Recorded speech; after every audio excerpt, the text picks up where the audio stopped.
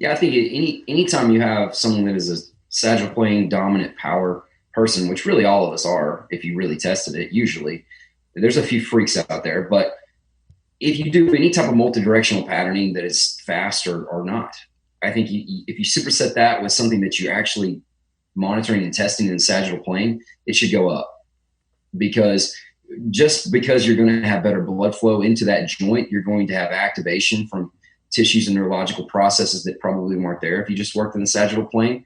So just from a sheer recruitment standpoint and physiology standpoint, you should test better immediately. I had a great coach one time tell me that they get better 40 times if they test agility first. And this is at the college level.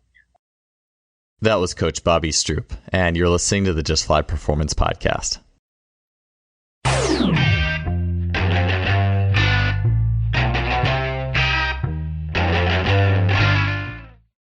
Before we get to the show today, I wanted to mention a really cool item that is available now from our sponsor, simplyfaster.com, in their store. That item is Exogen Premium Wearable Resistance. Exogen is a series of tight-fitting sleeves along with uniquely shaped fusiform weights that strap directly onto those sleeves. So what I mean is you can have shin sleeves, arm sleeves, shorts, and a vest, and you can strap these uniquely fusiform shaped weights. They're light in nature, 100, 200 grams, that strap on in a way that allows you not only to resist movement very specifically, but also add fine-tuned elements of rotation to that resistance. So this is the next level of wearable resistance. You may have heard this from back long ago on the show, Hank Kreinhoff talking about it, to recently Chris Korfist, sprint coach, talking about it. This is the next level in premium wearable resistance. I've used it myself. I love it. I love not only the way it feels and the way you feel form and technique change. It's like combining technique with power. And so often we just think about weighted vests as just pure force, pure downward gravity loaded resistance. This is the ultimate combination of technique with power, and it shows up in things like Chris Korfist being able to take time off an athlete's 10-meter fly by putting the sleeves just on one side of the body, an ipsilateral resistance. We're using the body's own systems, fine-tuning it, and that's what this does. It allows you as the coach or an athlete to create, explore, and fine-tune the way that the resistance is rotationally impacting the body. This is next level stuff, and I know you'll love it. So you can check that out in the Simply Faster store. Head on over to simplyfaster.com. That's simply with an I, faster.com, and get your Exogen gear today. As long as I've been a coach, I'm just always on the lookout for new creative training methods in the field. And I don't say that I think to say you're always chasing creative training methods, you could take that to be, I never really settled on the rocks and the foundations of power and force and just being physically proficient. But more so, I just feel like sport and the human body is so complex, and we're just really getting started in understanding this thing that we're walking around in, let alone complex sports situations. So I'm always am floored every time I see a coach who's putting all the pieces of athleticism together in a new way that makes really good sense for achieving higher transfer to the complexity of sport. So a recent presentation that I saw was one by Bobby Stroupe at the recent Track and Football Consortium, which I also did a presentation for. And Bobby's presentation just absolutely blew me away. I had never seen such a, yes, creative, but every piece in that training regimen that he showed when he was giving an example of how he trained Patrick Mahomes, who is the quarterback for the Super Bowl champion Kansas City Chiefs. Every piece was so relevant and had so much intention behind it. And you could see exactly how it fit in the grand scheme of things without trying to be, I think a lot of the quote unquote sports specific stuff that you see out there for Instagram it almost looks more like a dance, or it's contrived or mechanical. This was anything but that. I'd never seen so many pieces of the athletic puzzle being put together in a way that really made sense for the needs of a team sport athlete. And so I'm really excited to have Bobby on the show. Bobby is the founder and president of Athlete Performance Enhancement Center, or APEC, and he has directed human performance systems for nearly 20 years. Bobby's coaching ranges from youth athletes to some of the top names in multiple professional sports, so football, baseball, and beyond. Bobby is definitely well known for his work with Patrick Mahomes, but he has worked with many other high-level athletes as well. So with that said, Bobby is going to get into a lot. This is a really heavy show. It's one that I wish I had more. This is an audio show. It's one that I certainly wish there was a little bit more video to go with it directly as you're listening, but still tons of stuff to get out of it. I do have one of his exercises in the show notes on the page on Just Fly Sports.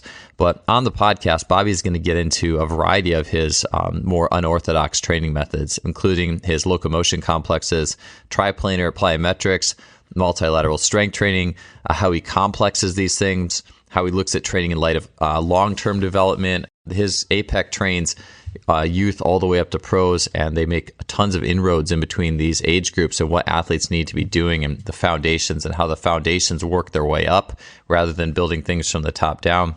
And just really an insightful and holistic show that makes us all better. Even if you're a track coach or just interested in speed, as you listen to in the teaser, there's things in this show that are going to be great for you. And obviously, if you work with team sport athletes in any capacity, you're the strength coach, the sport coach, this is a show that really pushes the envelope forward. And as Bobby says, it helps rise all tides. So really excited to bring you guys this show. Let's get on to it. Episode 236 with Coach Bobby Stroupe. Bobby, man, it's always cool to talk to another coach who has, I know your kids are a little older than mine, but fairly young kids. And so what have you been learning through training or just human development through the process of being a father and having children? Well, I think, first of all, having two girls, it really opens your eyes to, how sensitive communication is, and really just understanding the differences, even with the people with the same genetics in the core, just how different they can be and how they respond differently to your body language, the way you communicate, and then their physical development. So, our company and my background has always been kind of seeing youth develop from the bottom up. And so through that lens, just kind of seeing it firsthand and letting them be little guinea pigs on certain ideas that I had. I can't sue myself, Joel. So it's good.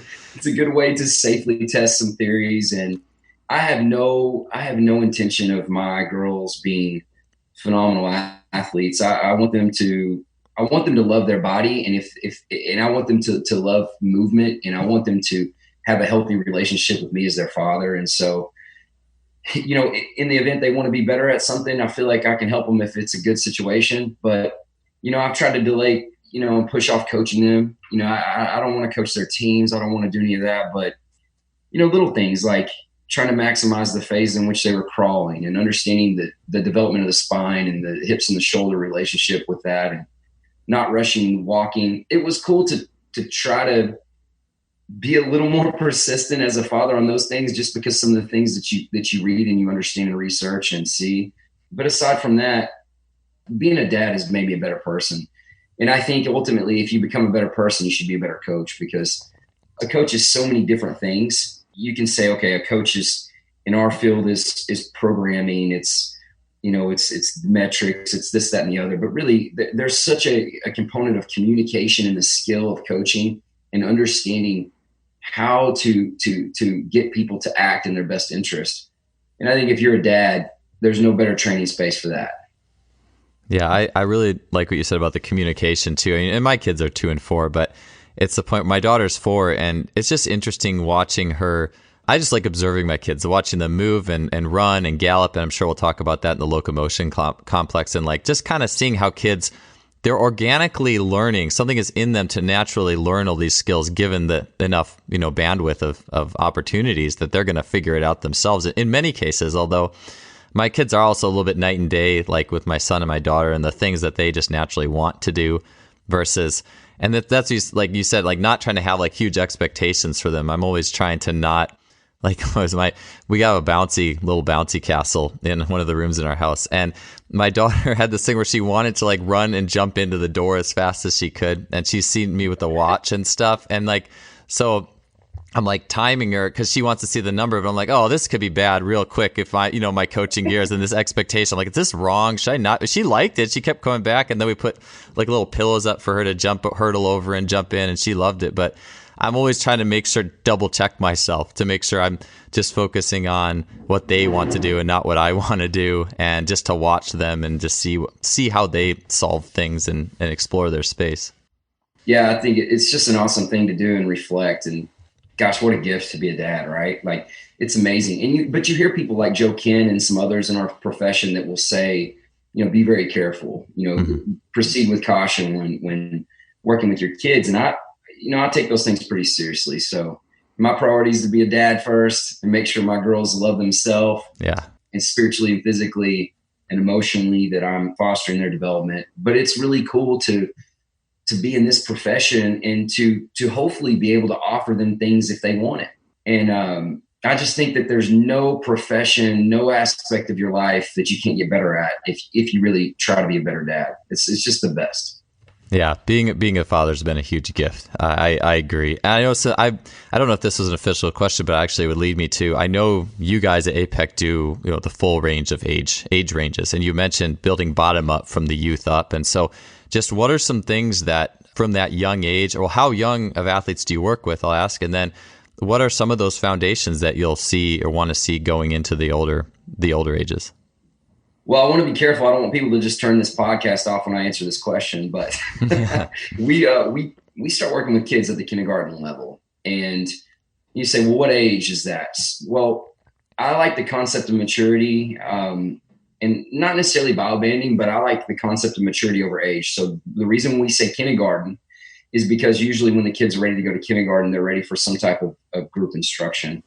So we have programs for long-term athletic development, level 1 through 4. And that curriculum starts in kindergarten, and we kind of have some groups earmarked. So kindergarten through 2nd grade, 3rd through 5th, and then middle school. Middle school can be divided into level 3 and 4.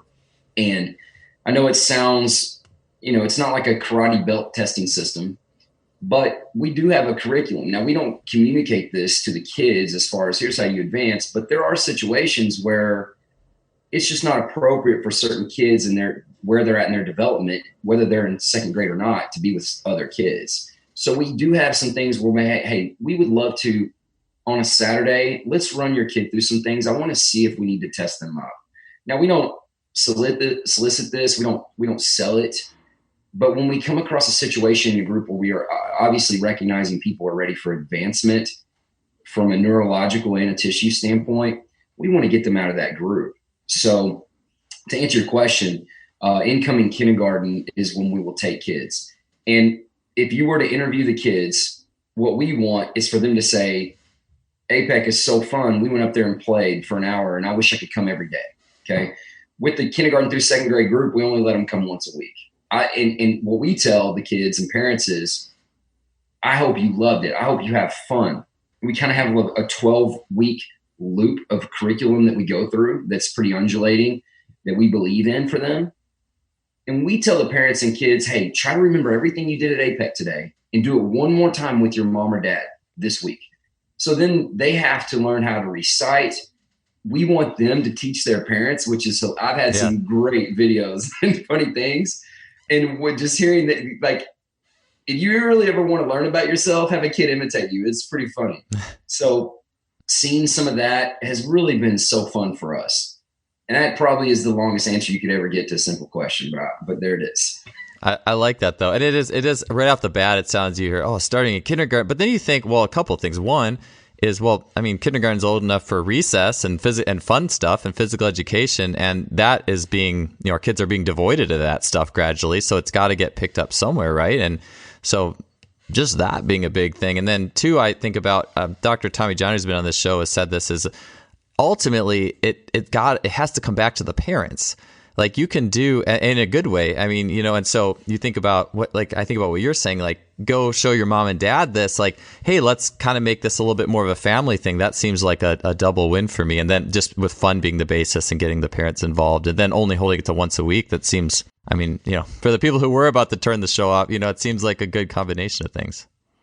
Yeah, I think it's working. We're always auditing our systems for that because we got to be careful. And we do get a lot of negativity about it from parents. So, like, my kid's way more advanced than this and they need to be pushed. And, my feedback is that maybe this isn't a good fit for you.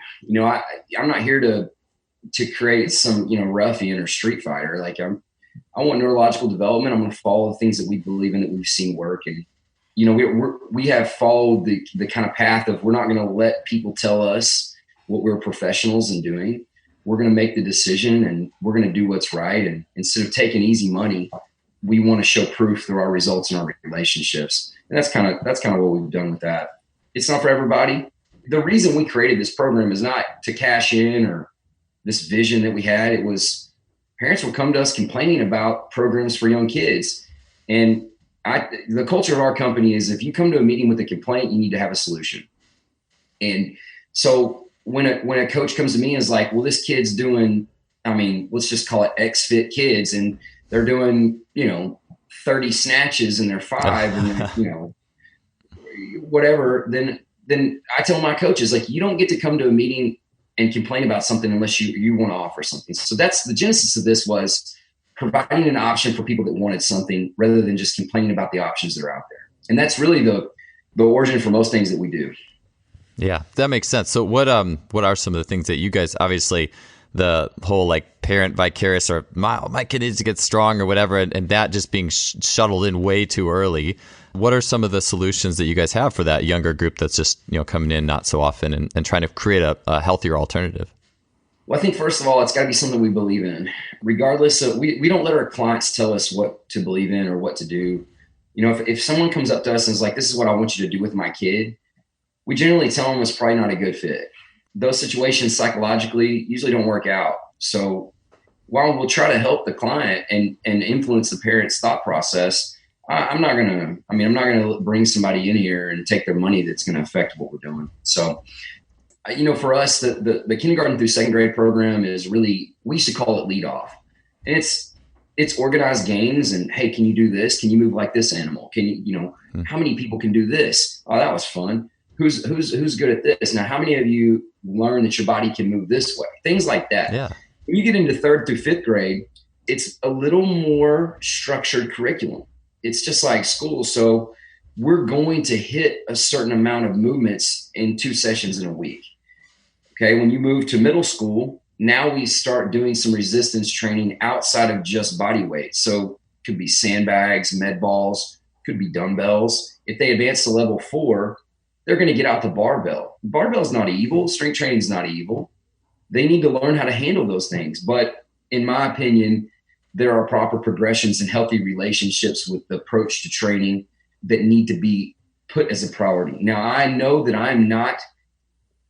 isn't always a popular opinion, and I'm fine with people disagreeing. This is just the way that we do it.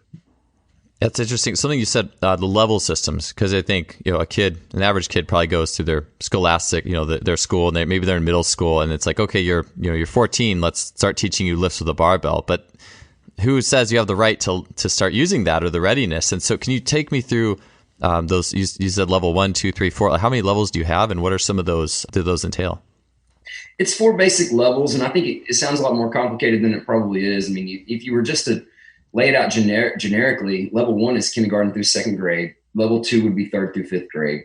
Level 3 and level 4 is where it gets dicey in middle school. And it takes a good coach's eye to identify, what a kid that is in 6th grade needs to do different from another kid that's got a mustache that's in 6th grade. And quite honestly, what we found is if a girl's going into 7th grade, she might need to be on a more of a 9th grade level program. And I don't think psychologically it's great for these 7th grade girls to be beating the tar out of these boys that are already, feeling a certain way in a lot of the training sessions. And typically middle school, with what we do, the girls are fairly dominant by the time they're in 7th grade in almost every way, aside from aggression. So we try to look at developing the athlete as not just physically, but in this level system, the main thing we want to do is educate the individual on what makes them unique. What are their gifts?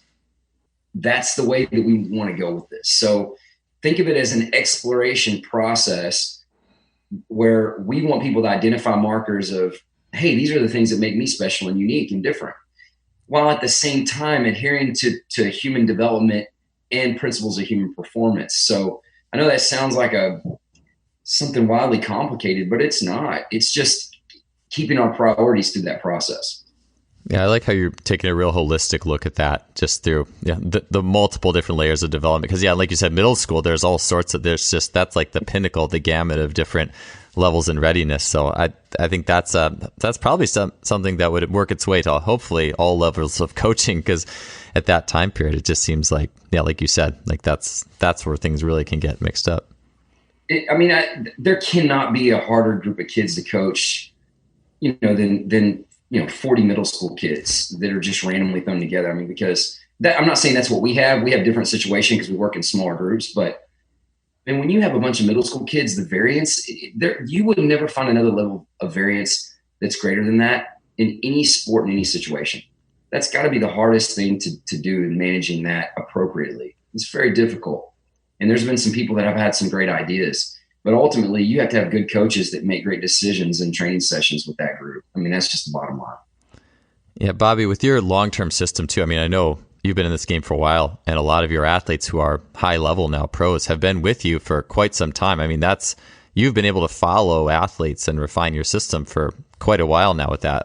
Do you have any comments on kind of how that's gone, being able to follow people for so long and refine things?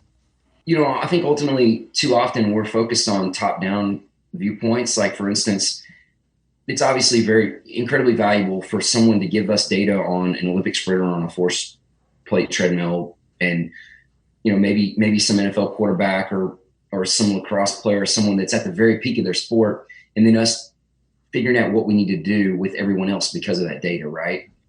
We kind of look at it the opposite way.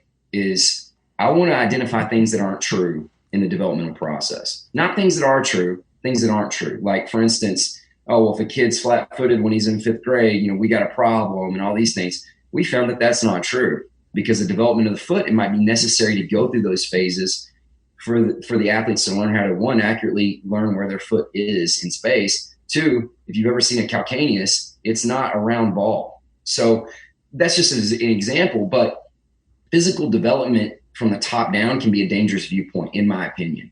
People at the top, you can learn lessons from them. There's no doubt.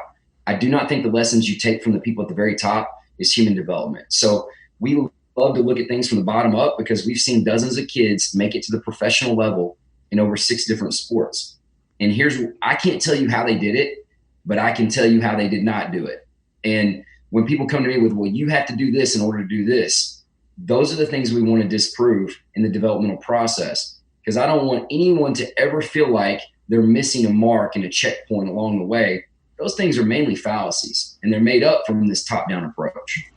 Yeah, that's so with that top-down approach, and I really like how you said that, because I think it's very easy, as you said, like just to say, oh, this elite, pitcher, there's a lot of different ways to throw a pitch, but, or this elite sprinter sprints like this, so let's get all these little kids doing this stuff. And so maybe a good entry point to, I had this question all the way at the end, but I want to ask it now, is you have a locomotion complex. You had your TFC presentation, you're talking about all like the different combinations of human locomotion and how you coach them. And it did seem, you look at that, it seems quite different than, okay, well, let's just run over wickets or something, so how do you go about teaching the art of speed and locomotion from a bottom up approach? So first off, the locomotion concept has been around a long time, right? And Gary Gray and Todd Wright, those guys are friends of mine. And Todd was a strength coach at Texas. Now, he's been in the NBA for a while, and now he's an executive. And then Logan Schwartz, they did some cool stuff with Kevin Durant and locomotion concepts when he was at Texas. And we looked at this, and some of our peers in the Premier League and some other places this could be a really good way to educate someone coming from a lower limb injury or any kind of injury to how to kind of reconfigure, recalibrate their body in space. So the number one thing about locomotion is you do not restrict them in space. They are working with their body in space. So that's rule number one. When you go on, you need to, first off, those charts that I put out, I'll be the first to tell you it's ridiculous. You don't have to call something, a skipioka. You don't. We just kind of nerd out with that. You can call it whatever you want, but basically you take any movement that the human body can do, you try to move in 3 planes of motion, and then once you advance, you create asymmetries, and you do it for fun. So let's just start with the basic. Okay, can you walk forward and backward? Okay, can you walk forward and backward in a snake pattern? Oh, you guys are terrible snakes, And then he'll say, all right, how many of you can gallop forward and backward? All right, how many of you can alternate 2 gallops with your right, 2 with your left, forward and backward? Let's S pattern that. Now, how many of you guys can shuffle sideways? Now, how many of you can skip on your right leg and walk on your left? And while the language sounds different when I'm doing that, it's the same on the professional level. A guy goes 0 for 5, has 2 errors in the field. I'm going to locomotion the heck out of him the next day to shake out all the neurological and lymphatic issues, because it really is just a self-calibration and kind of a play on the body to, hey, let's move around. This is, you can talk about calibration of the foot and the ankle and the hips. There's no better way to do that than moving through space and letting the body figure those things out on its own with tension relationships. And it's a shakeout from the stress and the carryover of a lot of the other things. So, that, again, that's a bottom-up view and top-down view of how we implement locomotion. It can be in the warm-up. It can be at the end of the workout. I've even incorporated locomotion between heavy strength sets to make sure that the body applies those types of things to movement, which is our priority. If you've listened to this show for a while, then you might understand the power of observing Mother Nature when it comes to working with athletes. This might be to the point where I've worked with many elite coaches who have spent time watching animals, for example, to make biomechanical inroads to working with athletes on how we can work better. You can really never go wrong with observing nature in action. I've made a similar jump in the world of nutrition, where I really now look to what nature can provide us from a supplementation standpoint. If you would have asked me about herbalism 5 years ago, I would have just thought about the ginkgo biloba capsules at the local drugstore as some sort of low-grade health alternative. But these days, I've found my way into performance herbalism, featuring high-grade, immaculately sourced herbs that serve very specific functions to my health, vitality, and even my strength development. With performance herbalism, Lost Empire Herbs is my go-to company for all things herbs. 2 times podcast guest Logan Christopher, who is also a very accomplished strongman, amongst other things, is their CEO. And I use several of Lost Empire Herbs formulas and tinctures in my total nutrition regimen, and I've achieved great results. Would absolutely recommend it to anybody. If you want to check out my favorite herbs, as well as learn a lot more about them, as well as get 15% off your order, you can head to lostempireherbs.com/justfly, where you can see some of my top herbs, such as Shilajit resin, which was mentioned by Grant Fowler a few episodes back there. So head on over to lostempireherbs.com/justfly for 15% off some of my favorite herbs for health and performance. All right, let's get back to the show. So I love that. I wish, this is audio only. This is one of those moments that I really wish I had, like kind of the chart, or at least some of the main charts. So maybe we can go through that a little bit, because you mentioned there's gallops and skips, caraocas. So essentially, you're taking these raw, and we were talking too about our children and child development. That's something I love watching my kids just on their own, just doing skips and gallops, especially. It's almost like that age 2 or 3, like it's something in the kid's brain to make it asymmetrical, like you said. And really, it's just been the last year and a half. And that's why I was so floored one of the reasons I was floored when I watched your presentation on TFC is you had this huge locomotion chart. And it's been this past, I would say 3 years, I've started to put a few of those things together. Like sprint, skip, sprint, and sprint, backward sprint, and asymmetrical runs, and one arm run, and all the, kind of my own element. And I saw yours, I was like, oh, this is awesome. Because I was thinking about how my kids move too, and all these lights were going off. So could you tell me a little bit about what are the key, you said skip, gallop, what are those key things? And then you said you make it curvilinear, like a snake, and then make it sideways, or could you just go into that in a little more detail? Yeah, I think the basic movement patterns in our locomotion is going to be walk, run, and skip. You take walk, run, and skip, and then you make sure that you move in 3 planes of motion with all 3 of these. So I even have guys do low skips, and they circle as they move, or I make them go in the frontal plane as they're moving forward, wide low skips, channel to narrow low skips, and back out to wide. It really is just playing. It's organized playing. And with that chart, you can just get nerdy, but that chart helps keep me organized on things that I'm touching on. That's all. Now, anybody can do it anyway. You could write a list of 12 basic movements, but for me, one of the things that I found to be wildly effective is the carioca pattern. And the carioca pattern is always done sideways. Well, what I find is that people can really, going through that motion, you can play to your strengths and really compensate in ways that don't really prepare the spine to be a part of the rotation process. And so what we do with a basic carioca is you're going to do the old school side carioca, in the frontal plane. And then we're going to make you do it forward and backward. Now, a play on that could be Okay, now I want you to make big circles with your carioca pattern. And then I want you to move to small carioca circles at the end of your pattern and increase your speed. And this is a higher level type thing. Now I could do that in the frontal plane side to side, but then I can do the same thing going forward and backward. If you have an athlete that can do the carioca pattern forward and backwards is very difficult. If you can have an athlete do that and increase the circumference of the space that they're taking up, that's a highly coordinated athlete that is going to do special things in space, period. So there's no way that if you train this, it's not going to show itself effective on the basketball court or the football field. Now you take that and you advance it to saying, okay, now I want you to only skip on your left leg, do the carioca pattern forward and backward. If you have an athlete that can skip on one leg and do a carioca pattern forward and backward while also increasing the circumference of their space that they're taking up or decreasing it, I'll show you someone that's going to do incredible things in space. I don't care what their squat max is. So that's the kind of thought process I have, is teaching these athletes that open space is their playground. They need to use that as a tool and understand where they're moving and how they're moving. And really all these movements that we're doing should be like a wrench in this pocket, a drill in this pocket. And when they're out there playing, their bodies should subconsciously pull from things they've already done before. And I know this is nerdy, and I know some people won't agree with this, but I've seen evidence of it. I've seen evidence of it from a low level to a high level across a multitude of different sports. It is effective. Yeah, I agree. And it's something that, again, I hope to just seeing the chart and like just some of the videos of people doing it is really powerful just to see. And it's the simple stuff too. But I love how you said you use it to recalibrate. I think of it almost on the level of, I always just feel so good playing a different sport that I'm used to on a low level. Like, let's just play some indoor soccer or something and 2-on-2, and I haven't been playing in a while. Your body just feels good because you're doing all the, like you said, it's like you move and the joints almost take care of it, like in a triplanar way. Of course, I don't know what I'm exactly hitting doing that. You don't know that you're covering it all.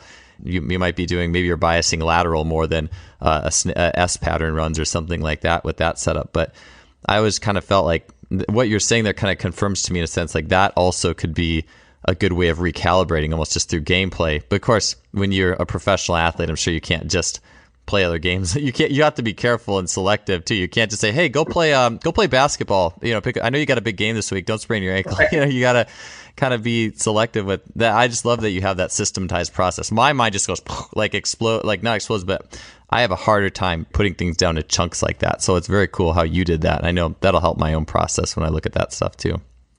Yeah, and for the people listening and to bring perspective, this is going to gets talked about a lot, but this makes up maximal 3 minutes of our entire training sessions, like total. So while it is a topic and it is important, I believe that you can be effective with a small dose of something. And locomotion, 3D movement, all these things they're kind of like a sprinkles on a cupcake. It's good. It can make the cupcake good, but if you do too much of it, it can completely ruin it. So all these people listening out there, don't think that we're just out there doing a bunch of fairy stuff and they're just hoping it all works out. Yeah. We're still adhering to principles of human performance, but this is some things we believe in. Yeah, I view it as almost too going back to, if I look at, I think about everything like Charlie Francis had this vertical integration in a one season year. You had every training ingredient in there, just in different amounts. And I like to think of it as like, hey, let's take the training ingredients back when you were a kid, like 4, just skipping around and galloping just for fun. And yeah, it's a little sprinkle later in life. It's still there. It's not, doesn't have to be the whole training session, but like you said, 3 minutes. It just seems that I guess that's. Is it more for younger kids, or is it kind of, that's pretty routine across the board? It's routine across the board. This is one of the things I believe in, and it's going to be hard to nudge me off of this, is anything that you can do with a kid that's effective is going to be effective for a professional athlete. But not everything you do with a professional athlete is going to be effective for a kid. And I truly believe that. So if there's something you believe in that's in your core curriculum for youth development, you have got to make sure that your professional athletes get some exposure to that, even if it's minimal, because at their root, they're a human being. They're not a shortstop. So you've got to sprinkle some of those things in, or you just get too far off your totem, off your base. You've got to make sure that your basic fundamentals of movement and who you are as a human being have got to continue to be nurtured. I like what you said too about mixing in with like a heavier squat set or something, because I do think about like everything has its own pro and con, and if you do too much heavy weightlifting, it's not neurologically optimal for the body, especially bilateral. So I think about it's almost like a little reset button in between each set. I know different coaches will do different things as, I guess, filler. That's one of the bigger things in my last 8 years, is just trying to find things that are meaningful to do between sets more than just, I don't know, just do this stretch or this. Like I like that. I think that's a. Is there any favorites, especially with maybe more advanced athletes? It's just still pretty simple just to skip or lateral. Yeah, I think some of the things overlap with our locomotion type process. But for instance, one of the things we could, like, if you just want to go to traditional strength and conditioning, if we're doing a hex bar deadlift and say we're targeting 1.25 meters per second in that particular lift. So you've got velocity-based training concepts along with old school strength conditioning, and you're doing a sagittal plane bilateral lift. We'll superset that a lot of times with some type of different foot position pogo or leap, to where, you're not always going to be able to get out and just do locomotion for 30 yards. So if you're in a weight room, maybe you leap forward and back, angle and back, side and transverse. Or maybe we do some type of asymmetrical pattern where it's a crossover leap, or some type of different medial type focus for the body. But really, we kind of map those out. I don't want any strength that the body has to not be neurologically programmed to show itself in competition.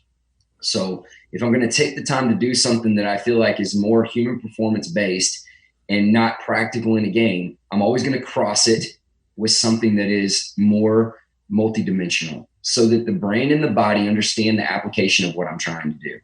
Yeah, in my training program I did yesterday, and this was another thing I saw in your presentation, and I had done just a shade of this like a few months ago. I had this idea. And a lot of skills in sport are very much more asymmetrical than we give them credit for. A throw or a jump and a two-leg takeoff or any intuitive on-the-fly play a player makes in the game is not going to be symmetrical. And so I think a lot about my realm is jumping a lot, and I think about a jump takeoff is basically the lead leg, the last foot to hit the ground. I saw that foot chart pattern you had has to turn inwards a little bit rather than outwards. So it has to internally rotate to block a little bit, at least to block the body to go upwards. And so I was thinking a few months ago, I was like, okay, I'll jump off of two and then land on that internally rotated leg and hop backwards onto two and make a rhythm of that. And then the other guy I was training with, who couldn't jump well off 2 feet off the run at all, couldn't do that for a hill of beans. And I was like, oh, maybe I have something here. And then I saw your chart and I was like, whoa. And so yesterday I took that drill you had with like what you just described, like you're jumping in almost a matrix, like the lunge matrix, the clock, like you're jumping around the clock and landing on a leg and hopping back. And I was doing that between I was doing a series of snatches, and I would usually just do a depth jump in between or something linear, like we all tend to just do, is let's just go big every time. But I did the clock lunges and I felt awesome. And the first time, the clock jumps like you had, like jumping and landing. And I'll say too, the first time I did that after watching a video of yours, my calves were sore the next day, man, and they usually aren't. And I was like, whoa, this is cool. Because if I can make my calves sore, something good happened. Because I've done 1 million plyos. Like, I've probably literally done 1 million jumps. I'm 37 now. And so I really like that idea of doing a multi-directional rudimentary plyo between a lift too, more than just, I have to do a depth jump or have to do something that goes all out. Because I think that's a mentality. We always feel like we have to go all out.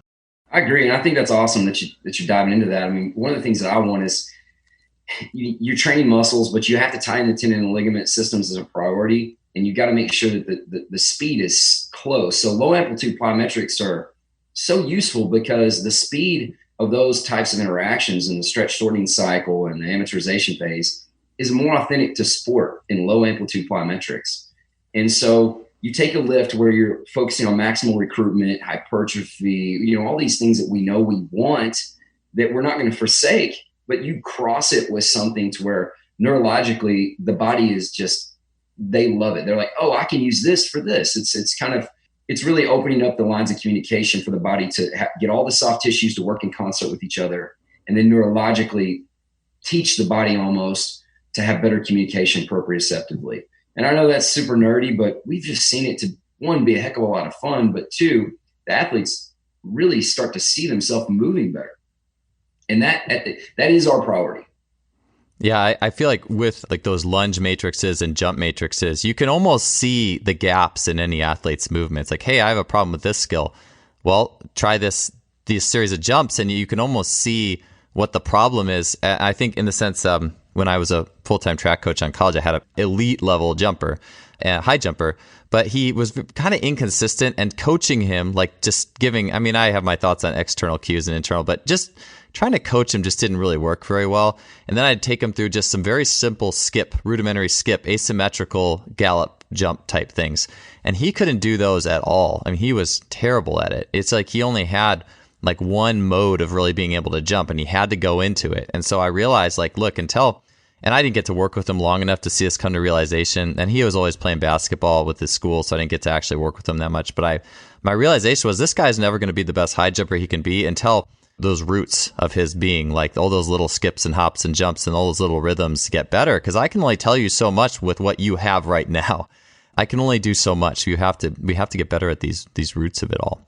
Yeah, I think anytime you have someone that is a sagittal plane dominant power person, which really all of us are, if you really tested it, usually there's a few freaks out there, but if you do any type of multi-directional patterning that is fast or not, I think if you superset that with something that you're actually monitoring and testing in the sagittal plane, it should go up.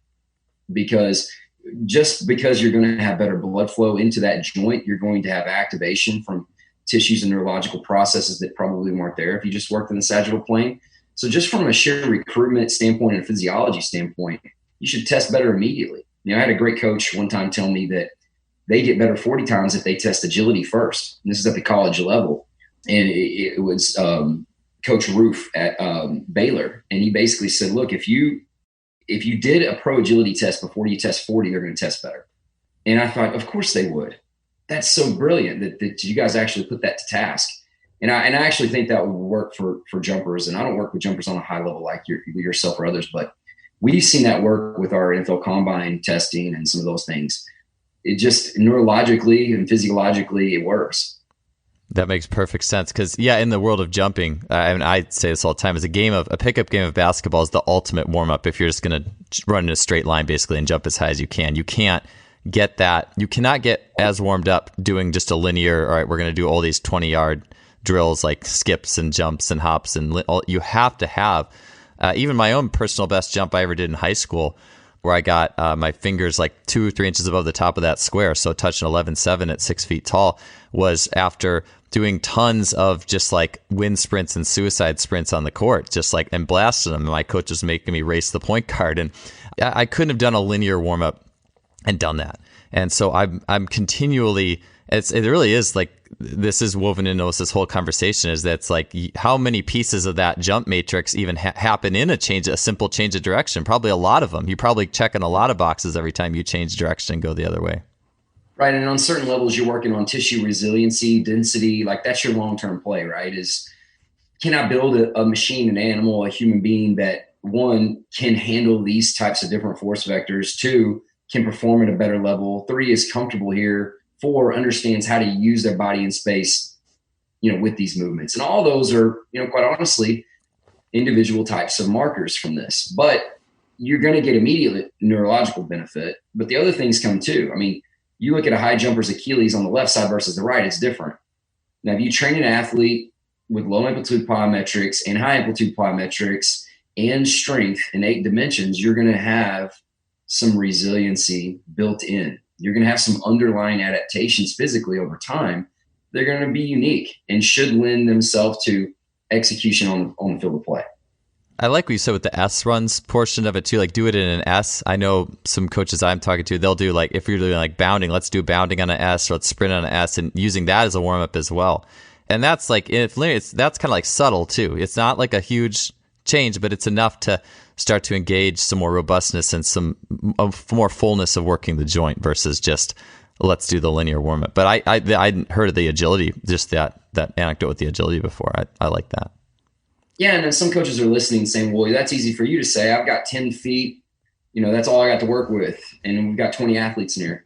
Well, look, you can do reps where your athlete's head's turned all the way to the right, turned all the way to the left. You're going to get some of those training effects. You can do reps where their feet are turned in, feet are turned out. You're going to get some of those curvilinear type effects from that, even if you don't have the room to run in an S pattern or even a semicircle or any type of curvilinear. You can still get training effects by doing certain things.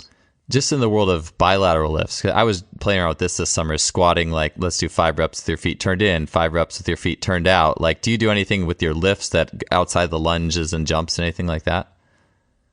Yeah, I think ultimately most athletes are going to be able to lift the most in a bilateral position that's comfortable for their anatomy, right? So most of the time, their physiology is going to dictate their best technique to lift maximal weight in a bilateral position. Some people toes slightly pointed out, whatever, and people can take me to task and be like, well, you got to fix this to get this or whatever. I think at a certain point, it's like the lighthouse in the ocean. You just kind of got to go around it. So what I guess I'm saying is, with this situation with squat, I do believe in maximally loading the body. I think there is benefit to that at times.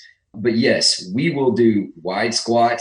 We do what we call pencil squat, where the feet and knees are all the way together and it's on a front rack position. I will do toes out squat. When you start turning your feet in and loading in those types of in that type of pace, I don't know. I think for a lot of people, feet straight is turned in. So I think that turning your feet in and doing heavy loads might not be a good idea. So we stay away from that. But a split stance is the same as a single leg. So all this research on unilateral training, I think it's fantastic. We do visit that and prioritize it. But if you're looking at our general approach, we're usually going to do heavy squat once every 14 days. And I could do that with a unilateral load or a bilateral load. We look at things in the concept of 2 rolling weeks, sometimes 30 days. I don't feel the need to squat twice a week. So sometimes I'm going to warm them up in 6 different squat patterns with no weight. Sometimes they know we're going to do plyometrics, and then it's a heavy deadlift day or a heavy squat day. So I know we're dipping our toe into programming concepts, but that's kind of our approach to squat and bilateral and unilateral and all those things. Yeah, I know something I found really in the last 2 years of college programming was, I could say pretty definitively by the time I left, that if I was normally going to squat bilaterally twice a week, replacing one of those days with some sort of unilateral always worked better. It just was always just that. Even strength was better. I think maybe just less load on the athlete at total, and just seemed to have a good outcome. I was going to say too, with the turning it in, the toes in, it worked okay for me because I'm already internally rotated. Like you said, some athletes, if you're already internally rotated, cool. Like, it's probably going to be somewhat natural. But I found out right away. I just had another coach at the gym. It's like, oh, hey, I just did this myself. This felt interesting as a warm up. Like, you try it, and he is not internally rotated, and for him to go, it was just awkward. And so that's about as far as that got on that level. But I have been playing around with the idea of different stances to warm up. So I was curious what you would say to that. And I agree. I think a lot of athletes are not going to do very good with the toes pointed in. You're going to hit some weird muscles and put a lot of pressure on some ligaments, and probably not a great way doing that. I think in a warm up, it's good. And I think adding drivers to that, where you're driving things in different planes of motion with your feet internally rotated, is fine. But from a unilateral standpoint, it's way easier to tweak the foot position. It's way more comfortable. The body can adapt, and I think you can handle loads better in that situation. Yeah, speaking of warm up, I saw in your presentation, you just like body weight squats, no weight, you were doing squats all sort like almost like, yoga and get up and feet together and get up. And you do a lot and unloaded, don't you, with your guys? Yeah, I mean, I think every day is an educational process on, what do you have to work with today? What do we need to fix? So I look at the warm up as a kind of a testing, it's an evaluation constantly. Okay, this is how they're moving in this foot position today, this foot position, this foot position. They're comfortable in the frontal plane with their ankles today. They're not, or I'm getting calcaneal glide, or I'm not. Once I see what I have to work with, it can change what I had planned for that day. So while you could say, well, that's a great way to warm up the body. For me, yeah, I think that's probably true, but really it's me having my eyes on an athlete, figuring out what am I working with today. Yeah, I like that. And making that the screen more than just kind of a canned screen pattern. You just put them in different motions and movements and see where they're at. Makes sense. Yeah, all those screens are brilliant. I mean, I'll be the first to say that all those things that have come out of our profession the last 20 years are brilliant.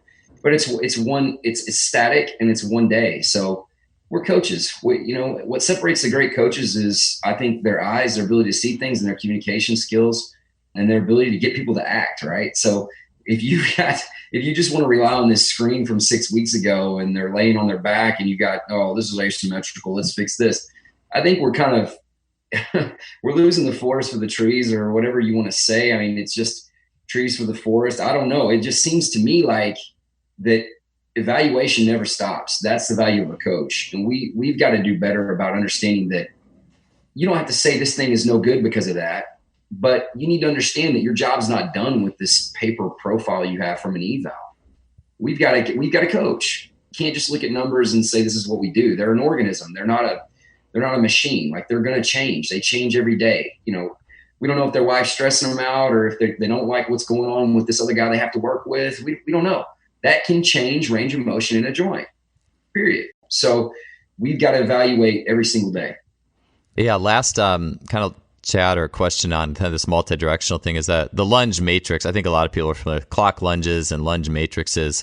Could you explain a little bit about that? And I'm sure does the foot position change there, or could you explain how you work lunges in a multi-linear pattern with different foot positions? Yeah, so the origin of the lunge matrix came from Gary Gray's thought process. And here's the deal. A lot of people, there's people that are all in on Gary and people that are not. Here's the thing. You can learn from anybody. The thing Gary did is he put it out there, and then people were like, well, how do you use this? He's like, well, I don't know. So for us, just taking these concepts and thinking, like, what really makes sense? How can we use this? And with the lunge matrix, it's as simple as, for us, it started on a therapy standpoint. We get a lot of referrals from people that are post ACL, post Achilles, post whatever. It's usually not usually, a lot of times it's our first interaction with an individual. They've already been hurt. They come to us. We're to bridge them from the traditional PT to game. We just found that it was just incredibly useful to get them more comfortable just to be able to move. You can do all the table work you want, and I'm doing this Graston, this stretching, and, oh, look, my hamstring quad ratio is good. Well, oh, that's fantastic. You can't even lunge in the transverse plane. This isn't effective. So just having to be put to the task on being, focused on results on the field post-operation and, different things like that, that's where we started using it the most. Then we just decided this is great for everybody, and we're going to start implementing this. Now, I think where a lot of people go wrong is they're like, oh, we're going to do lunge matrix and we're never going to squat. And I think that is the wrong way. And I think that's what bastardized this entire movement in the first place is, one, Gary didn't really come out and say how to use it. Two, people that did use it turned into super functional man, and it just their athletes started getting shredded. So I don't like to just go all the way dogmatic into one paradigm or this or the other. We just is like, this is how we're going to use it, and it's been effective for us.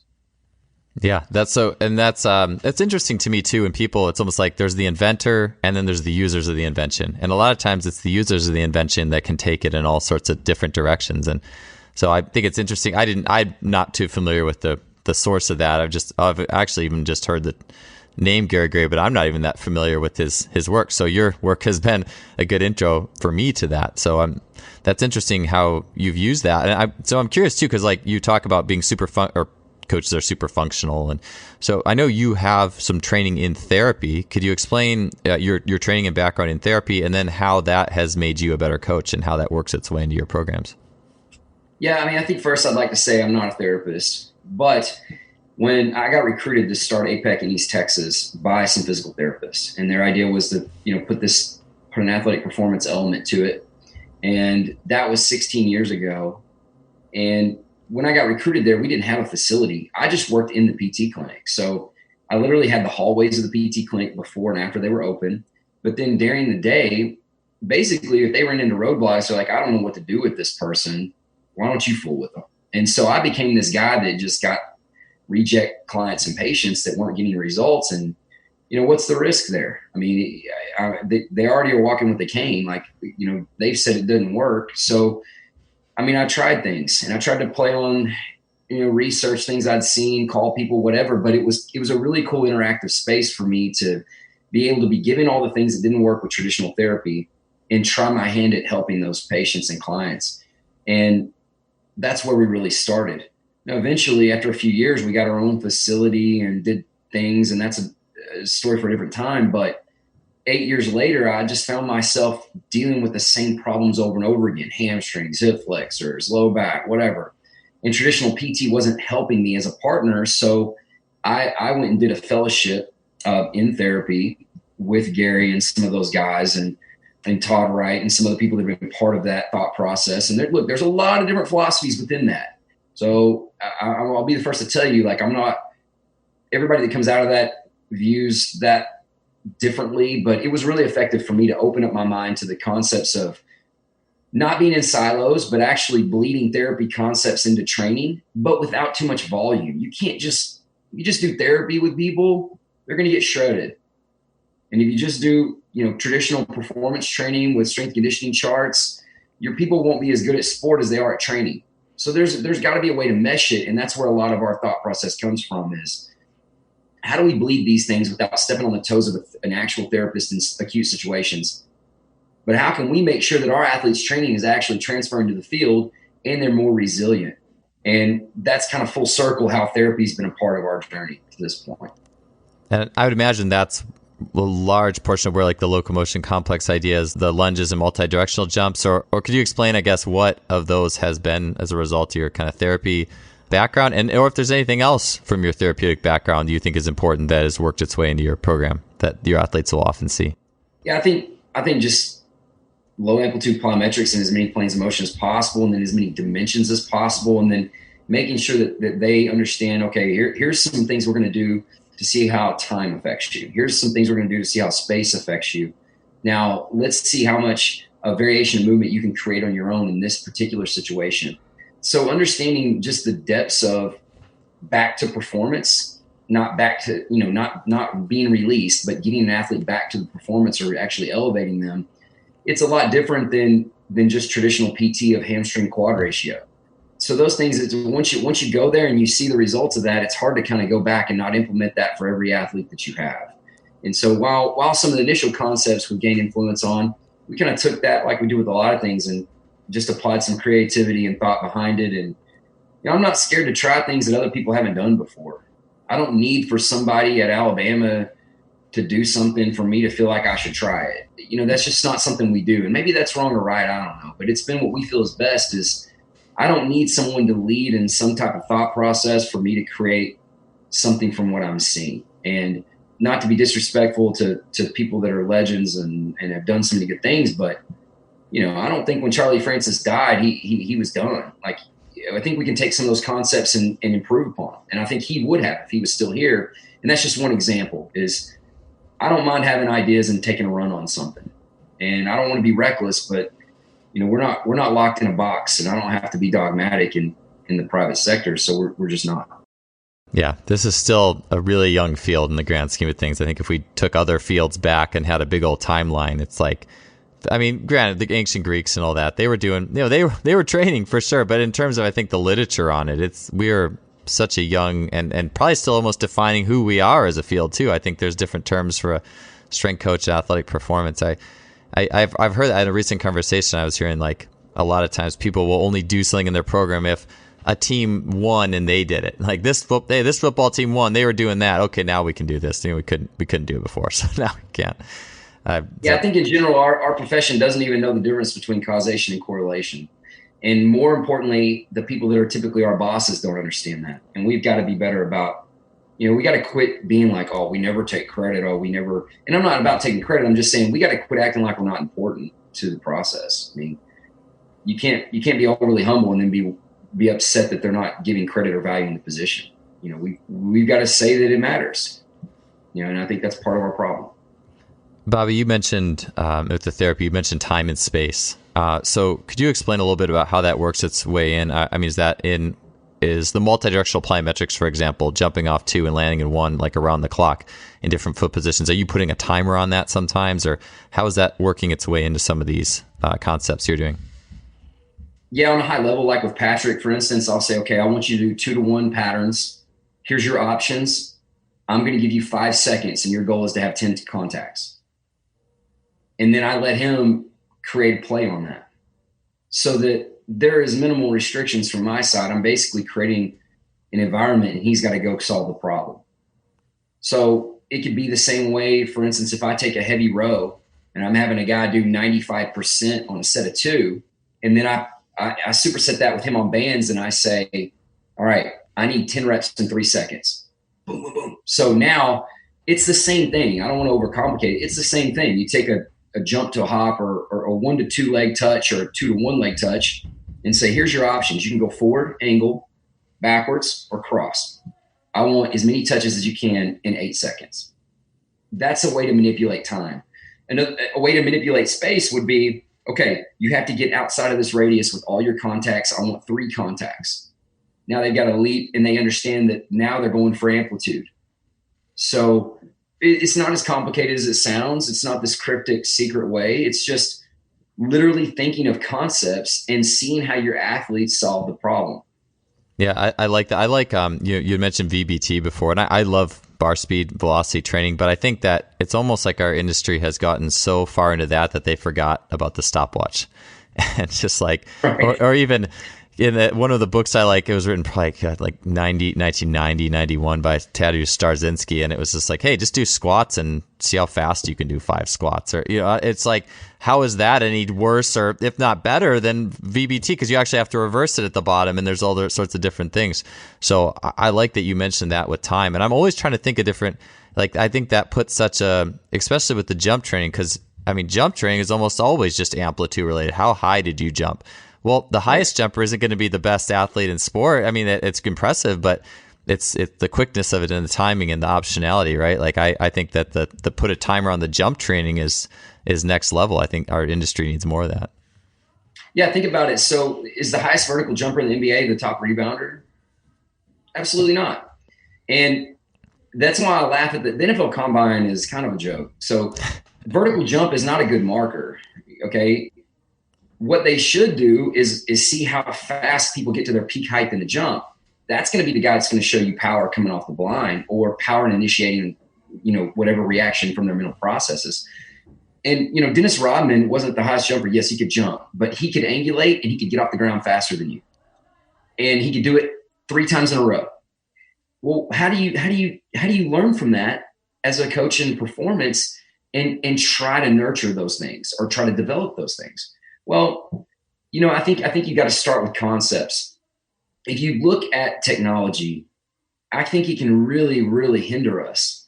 And I'm not against technology. I love all the VBT technology, but I don't have time to do that with all my athletes in group settings. And it can disrupt the culture and the logistics and the energy from my training sessions. So look, here's the way I look at technology. Does it elicit an action from my athletes that's more than I can produce without that technology? Okay. If not interested. Look, this is going to sound crazy. I don't care about the validity of technology. Okay. I wear a Whoop band. I love Aura ring too. Okay. I don't wear one of those. Why? Because I don't like a big ring on my finger. Is that silly? You may think so. I don't. You know why I like Whoop? Because the athletes look at the score and they get competitive about it. Do I think HRV on the Whoop is valid? I don't care, because here's what I know. My athletes are competitive about it, and it's changing the way they behave. If it's changing the way they behave, I'm all in. So I look at it the same way with VBT. You want to measure it? You want to put charts up? You want to have it on this TV screens? Fantastic. Is it more than I can tell a kid do? You're doing 4 squats in 3 seconds. I don't know. Maybe for you, may not be for me. So that's how I measure technology and integrate technology. Yeah, I think that's a great marker. Especially with the old Nintendo stuff, and I know when the different squat brackets were coming out, it's this zone and that zone. I was just like, I don't know. I'm just going to use it when I want athletes to push hard on their, the squat day, when they want it to be more of a power, when I want them to get competitive. I always felt like trying to dig too far down the rabbit hole. If it didn't elicit, like you said, more of a drive, then you kind of want to reduce to the fewest factors to just training. You know what I'm saying? Like, I would agree with you with that. With that metric. I was just talking with the podcast that we just went out today, actually, with Rob Assis. He has like a very fancy piece, like a contact grid that can tell you like all these bounding and sprinting metrics. And he likes it because it makes his athletes really competitive with just correlating their bounding to their actual triple jump performance. Hey, we can get a correlation here. But yeah, beyond that, like once you get into the minutia, man, I totally agree with you. Now, don't get me wrong. I'll take all of it. I love all of it. I think it's moving our field forward. It's just not always the best thing for certain coaches. And for instance, your coach that you're referencing right now, that's going to help him coach his athletes. Mm-hmm. He should do it. Not everybody has to have that. Not everybody needs that. Not everybody does well with that information as a coach. Some coaches do better when they don't have that information. You look at hitting coaches, pitching coaches, some of them can't use the data very well. They're just not good at it. That doesn't mean they're not a good coach. Some people go strictly off the data and they're wildly effective in the way they implement it and communicate it. We've got to make decisions and quit labeling things as bad or good. Look, people, philosophies, coaching techniques, all these programming, it's like treasure. Sometimes it's value to us, sometimes it's not. And it doesn't need to be judged just because it doesn't have a value to a specific person. It could work really well for someone else. Yeah, I agree. Especially looking at like just psychology in general. There's tons of different assessments, but even like a Myers-Briggs, are you thinking, sensing, feeling, judging, like all these, some people are just more wired to want that quantitative in their head, and versus others might not be. And I like what you said too. It doesn't make you a bad coach if you just aren't great at using it. You probably have other strengths and other ways of ideally communicating and achieving the same thing. It's just, yeah, I like I like the way that you describe that basically. And honestly, a little more specific on technology. I mean, we use pocket radars. I'll do miles per hour on sprints, on med ball throws. We do wattage competitions with Kaiser squats, and we've got a WWE wrestling belt. And if you get the highest score, you get to wear the belt the rest of the workout. I mean, we have fun and we do put metrics on things, and we do monitor things with technology. So I don't want to come across as being this person that's against it, but I just think there's a point where you got to decide what works for you and your culture, and then do it. Yeah, like ideally it's like find the number that motivates the athletes and then use those numbers as to reinforce the work. I love that belt idea, by the way, the wrestling belt. I love that with the Kaiser. That's one of my favorite pieces of equipment too. You know, I guess technology it is, but it's that's really, I always felt like that was actually one of the purest numbers, even more than squat BBT or a clean number. I always felt that Kaiser was like a really pure and fun, easy way to get that output. And I like the belt idea behind it. It's super easy. I mean, Kaiser, it's super easy. You get a wattage number. You can regulate percentages on squat, or you can just say, okay, everybody today's doing 250. Who's the guy? You get one shot, and they love it. They love it. You have fun, you get energy, and now you've got a competition that's safe, right? And then they put on, the belt. So it's a lot of fun. Oh, it's awesome. Just a quick last question here for you. And one, actually, I'll ask a clarification because I'm just curious. And I'll try to, if you have videos, I know you occasionally post like Patrick's training, and I'll try to find the relevant ones and throw them in the show notes here, like the hop matrix and all those types of things. But like when you say you get 3 directions on this and go as many as you can in like 8 seconds, are you saying like you could jump forward? You can jump forward like back to 7 o'clock and back, like you just give him 3 directions and he gets to pick how does that shake out when in practicality? Typically there's a base, right? And that's your 0. So that could be center, whether you're on one leg or 2 legs, that's what you have to return to between every contact. Now, if I want him to hit, like we do what we call fast movements. Well, fast movements is not what you think. It's forward, angle, side, transverse. So if I say, okay, you have fast as an option, he knows he can do that with on either side, with his right leg or his left. So that basically means we're working lateral type of processes, not medial type of processes. So if you can follow me, what I'm saying is if he's on 2 legs, I'll let him go forward, angle, side, or transverse, 2 to 1 right or 2 to 1 left. I don't care what he does, he chooses. Now he's going for speed here. So he might go 2 to 1 right, 2 to 1 left, 2 to 1 angle, 2 to 1 angle, or he may just do all of them on the right. If he does that, I'll follow up the next set and force him on the other side. So I'm going to get what I want, but I want to see what he wants to do. I'm going to let him have some controlled choice of it. Oh, I love that. Actually, I'll forego the last question just to expand on this, but how, like giving athletes autonomy, I think, the more I've studied great coaches, it seems like that, I mean, in my own transformation in the last 10 years, my giving of autonomy has really increased to athletes. So how do you navigate that through like a young athlete to a more experienced, like a Patrick? How much autonomy are you giving those athletes in the training situation? Yeah, we'll go top down. I think the higher the level athlete, the more autonomy you want to give them.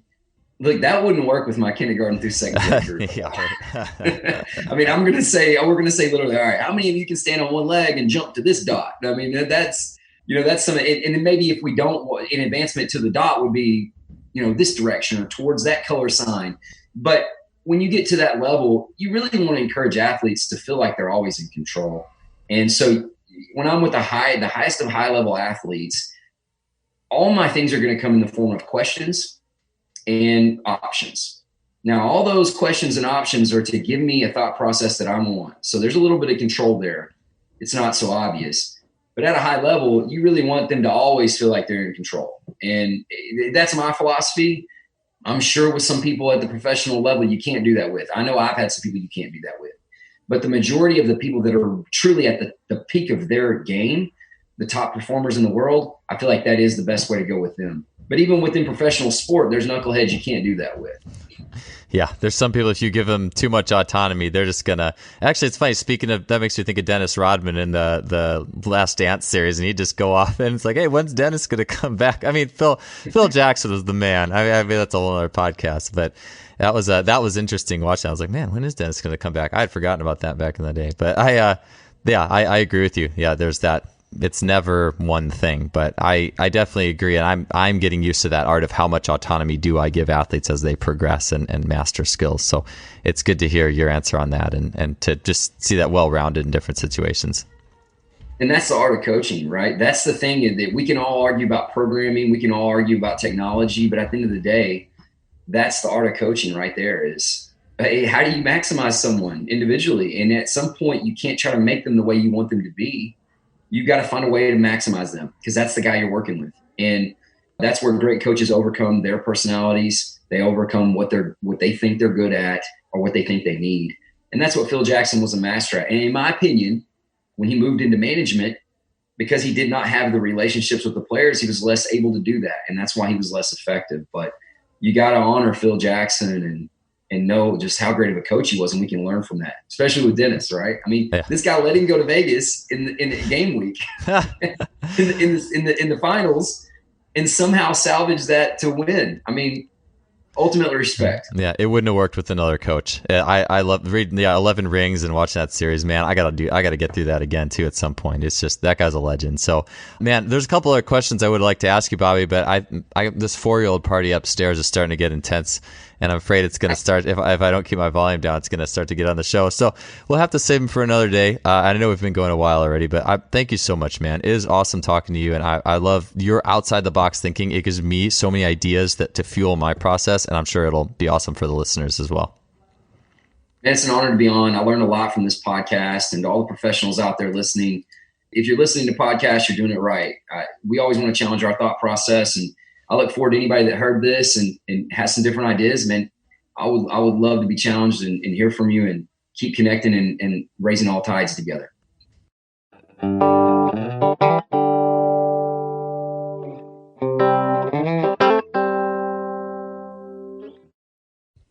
That wraps up another show. We'll see you guys next week. Have a good one.